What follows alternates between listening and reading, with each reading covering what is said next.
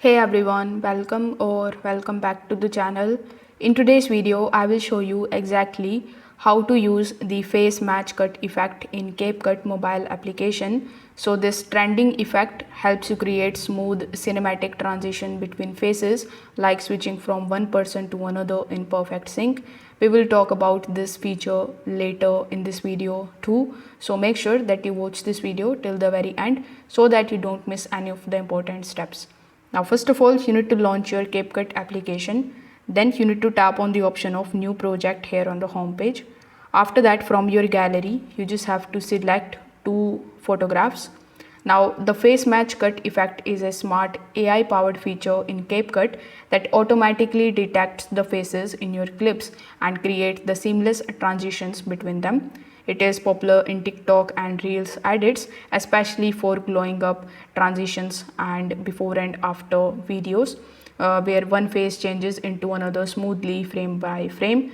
So when you open your CapCut application and when you add the clips over here, you need to make sure that you choose two or more video clips that clearly shows the face, because the effect is going to work best on the faces that are centered and well lit.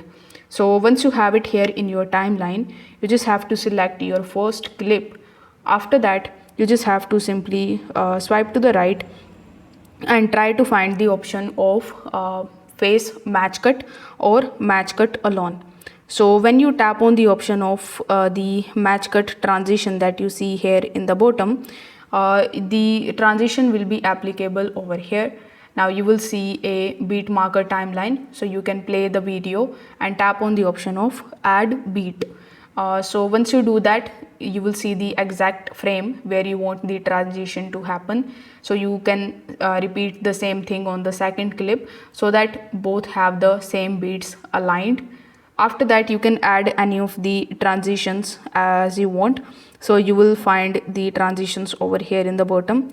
So you can select any of the transitions for the video, and then you just have to simply export your video. If this video helped you out, make sure that you like this video and subscribe to the channel. Thanks for watching.